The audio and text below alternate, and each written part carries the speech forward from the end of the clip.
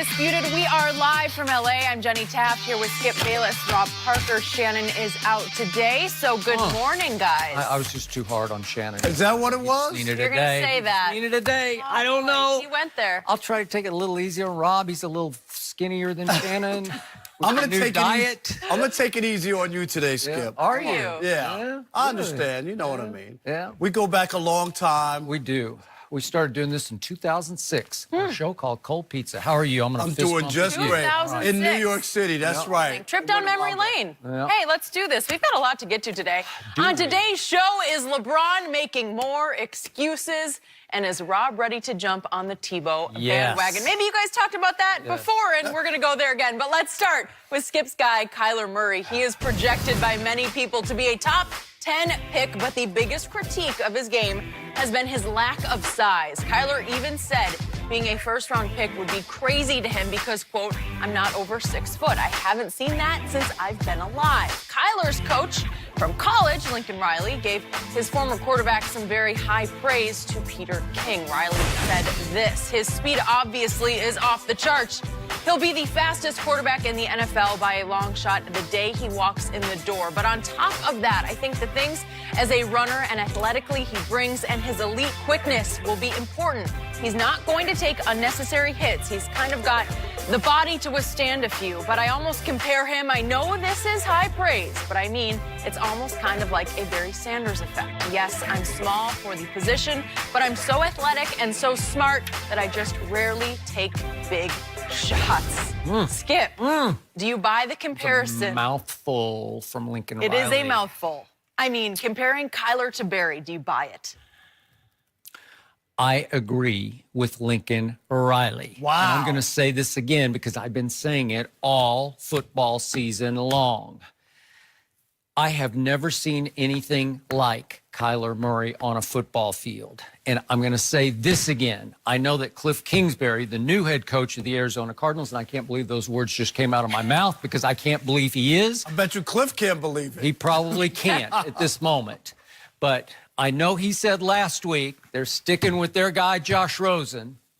They are going to miss another big boat, or maybe I should say a speedboat here, if they don't take Kyler #1 and figure out something else to do with Josh Rosen. I think they could auction him off to the highest bidder because he is made for what Cliff Kingsbury does and will do and could do for Arizona if he had Kyler instead of a pocket passer, prototypical Josh Rosen, stand in the pocket and get knocked down, because that's what's going to happen mostly to Josh Rosen. So I started saying after the Oklahoma-Texas game, which was October 6th, that Kyler Murray reminds me of Barry Sanders. I used those two words, Barry Sanders, on this show, Rob Parker, just for the record. Okay.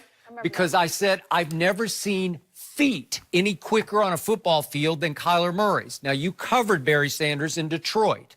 I watched a whole lot of Barry Sanders all the way back to his days at Oklahoma State.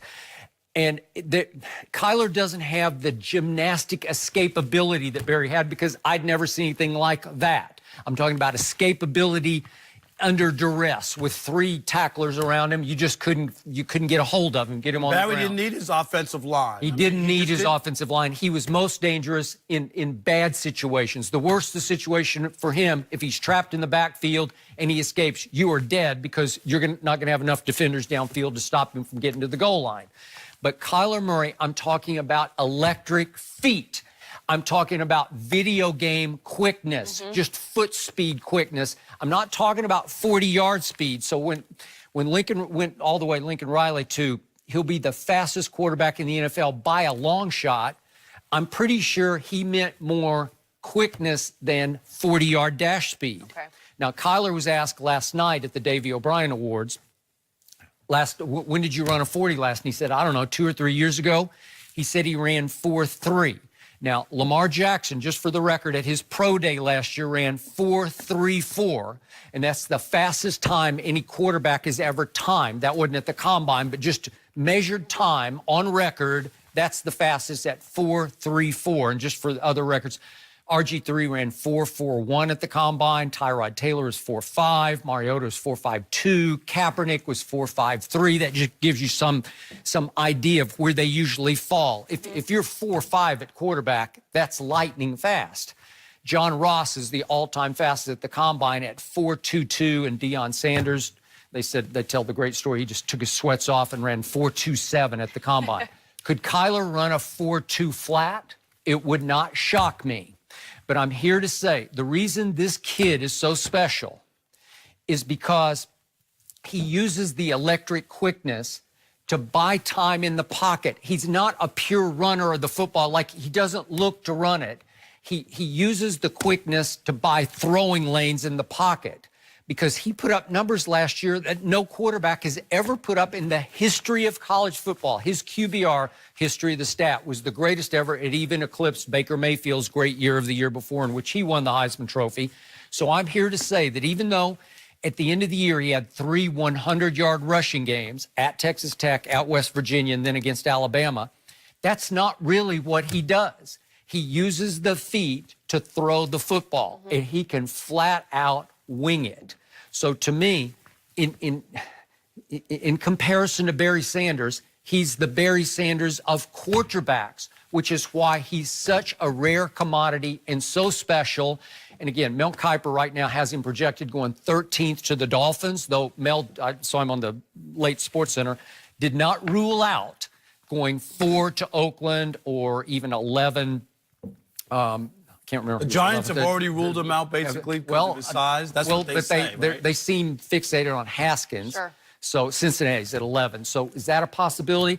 Well, to me, there's still a possibility at number 1, because that's where he would be the best fit to me. So I love the comparison. I don't think it heaps too much pressure on this kid. I think he will stand up to it. And standing up is going to be the next big question, because how tall will he stand? Go ahead, fire away. Yeah, I have a problem with it. Lincoln Riley, I get it. It's his guy, his quarterback. But it felt like to me, Skip, this was a P.T. Barnum. I'm not poo-pooing Kyler Murray at all and what he was able to accomplish on a college level and going forward, right? Will he be a good quarterback? But I'm just hearing all the stuff that's coming out, and everything is... if you don't buy into him, you're a dinosaur. We heard that from the agent. Now we're hearing from his former coach that he's Barry Sanders. And I get it. You might try to manipulate it and say it carefully. And he even stopped before he mentioned Barry Sanders, because he knows what reaction. But when you throw Barry Sanders out there, people are going to have some expectations that are really, really high. So I think that was the problem I had with it, is you're putting the kid out there that he's going to be something that we've never seen, and that's the selling point. It was one thing for him to be, Skip, a first overall pick. They don't want him to be, a first round pick.